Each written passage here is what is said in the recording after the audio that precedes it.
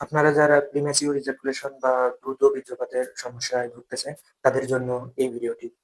এই ভিডিওটি আমি এখানে দেখাবো ৩ টি গুরুত্বপূর্ণ সমাধান নিয়ে, যা আপনি বাড়িতেই বাসায় প্র্যাকটিস নিয়মিত করলেই এটা থেকে সমাধান পাবেন। তো আশা করি আপনারা ফুল ভিডিওটি দেখবেন এবং আপনাদের এই সমস্যা থেকে পরিত্রাণ পাবেন। আসসালামু আলাইকুম। আমি Ariful Islam, chief physiotherapist, BSc in physiotherapy, India. আজকের আলোচনার বিষয় প্রিম্যাচিউর ইজাকুলেশন বা দ্রুত বীর্যপাত। আজকের ভিডিও থেকে আপনারা জানবেন প্রিম্যাচিউর ইজাকুলেশন কি, এর লক্ষণ, বৈজ্ঞানিক কারণ এবং জানাবো যে ৩টি ঘরোয়া সমাধান। চলুন সর্বপ্রথম আমরা জেনে নেই প্রিম্যাচিউর ইজাকুলেশন বা দ্রুত বীর্যপাত কি। তো দ্রুত বীর্যপাত সাধারণত আমরা বলে থাকি যে আমাদের সহবাসের সময় পেনিসটা যখন ভ্যাজাইনাতে পেনিট্রেশন করানোর ১ মিনিটের মধ্যে বা ১ মিনিটের কম সময়ের মধ্যে যদি আপনাদের বীর্যপাত হয়ে যায়, এটাকে বলা হয় প্রিম্যাচিউর ইজাকুলেশন বা দ্রুত বীর্যপাত। চলুন আমরা জেনে নেই এখন প্রিম্যাচিউর ইজাকুলেশন বা দ্রুত বীর্যপাতের লক্ষণগুলো কি, কি? তো ১ নম্বর লক্ষণ সেটা হলো আমাদের মিলনের সময় দ্রুত বীর্যপাত হবে বা ১ মিনিটেরও কম সময়ের মধ্যে বীর্যপাত হয়ে যাবে। এবং ২য় যে লক্ষণটি সেটা হচ্ছে যে প্রচুর পরিমাণে আপনাদের পারফরম্যান্স এনজাইটি থাকা এবং মানসিকভাবে উদ্বিগ্ন হওয়া। ৩য় নম্বর সেটা হচ্ছে যে ইজাকুলেশন, প্রিম্যাচিউর ইজাকুলেশন বা ইজাকুলেশনটা কন্ট্রোল করতে না পারা। ৪র্থ নম্বর যে লক্ষণটা সেটা হচ্ছে যে আপনাদের যৌন আত্মবিশ্বাসটা কমে যাওয়া। চলুন এখন আমরা জেনে নিই যে প্রিম্যাচিউর ইজাকুলেশনের বৈজ্ঞানিক কারণ। আপনারা হয়তো জানেন না যে আমাদের শরীরে ব্রেইন, নার্ভ এবং সেরোটোনিন হরমোন একসাথে আমাদের এই ইজাকুলেশন ডিলে বা প্রিম্যাচিউর ইজাকুলেশন এটা কন্ট্রোল করে। তো চলুন জেনে নেই যে হরমোন কিভাবে আমাদের শরীরের ইজাকুলেশনটা ডিলে করায়। তো আমাদের শরীরে একটি হরমোন আছে, সেই হরমোনটাকে আমরা বলে থাকি সেরোটোনিন হরমোন।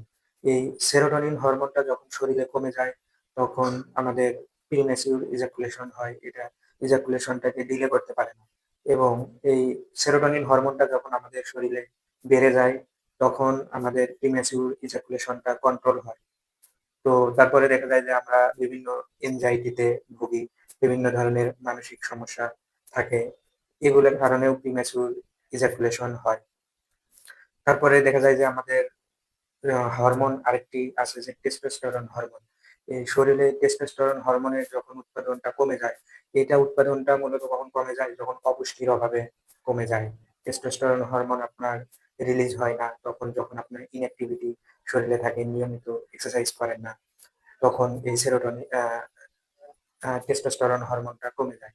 এবং আরেকটি মূল সমস্যা সেটা হচ্ছে যে আমাদের দেখা যায় যে পেলভিক ফ্লোর মাসলটা উইক হয়ে যায় বা যখন টাইট হয়ে যায়, তখন আমাদের প্রিম্যাচিউর ইজাকুলেশনটা আমাদের শরীরে আমাদের শরীর বা প্রিম্যাচিউর ইজাকুলেশন এটা কন্ট্রোল করতে পারে না। এখানে পেলভিক ফ্লোর মাসলটা খুব একটা গুরুত্বপূর্ণ ভূমিকা পালন করে যে প্রিম্যাচিউর ইজাকুলেশনটা ডিলে করানোর ক্ষেত্রে।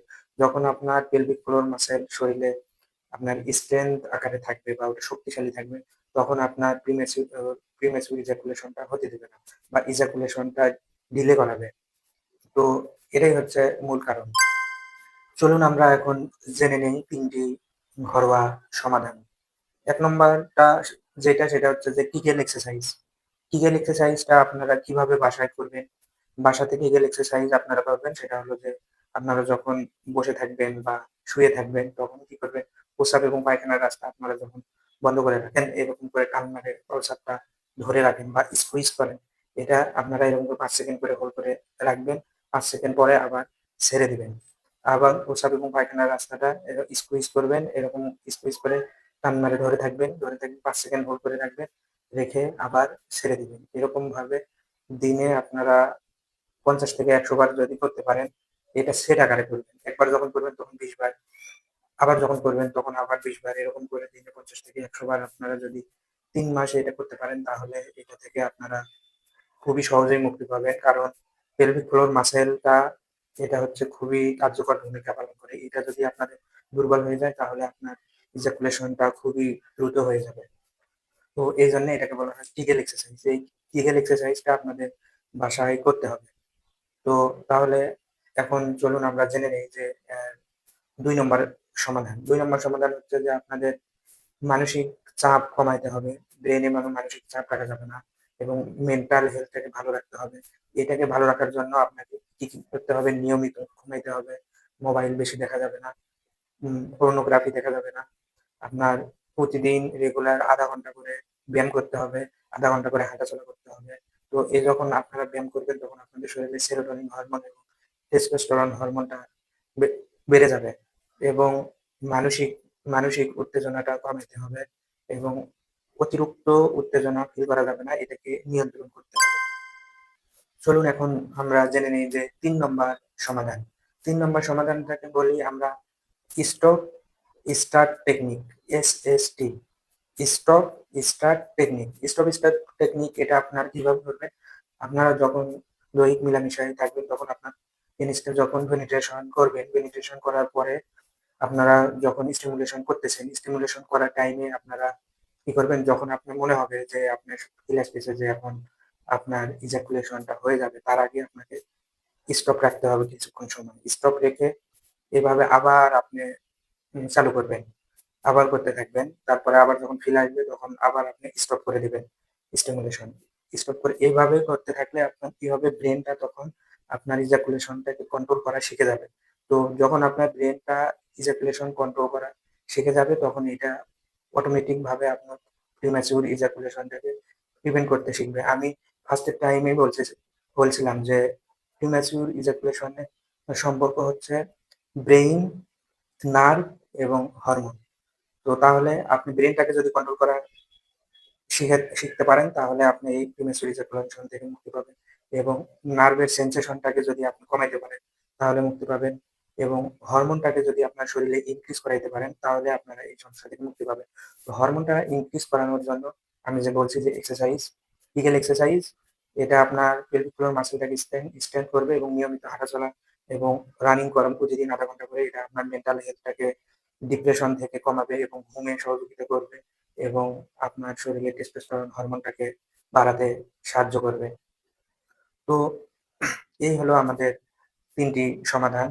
তো আশা করি এবং এগুলার পরেও যাদের আরো বেশি সমস্যা দেখা দিবে তারা এদিক ওদিক ছোটাছুটি YouTube এ ভিডিও দেখাদেখি না করে একজন বিশেষজ্ঞ, চর্ম ও যৌন বিশেষজ্ঞ ডাক্তার পরামর্শ অবশ্যই নিবেন এবং তারপরে আপনারা একজন এক্সারসাইজ এর জন্য ফিজিওথেরাপিস্টের পরামর্শ নিতে পারেন। কারণ এক্সারসাইজ ছাড়া এই প্রিম্যাচুর ইজাকুলেশন বা ইডি, ইরেকটাইল ডিসফাংশন ভালো করা সম্ভব না।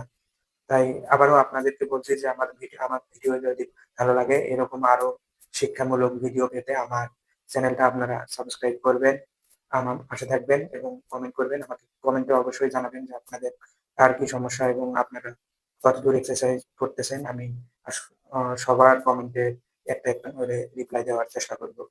ধন্যবাদ।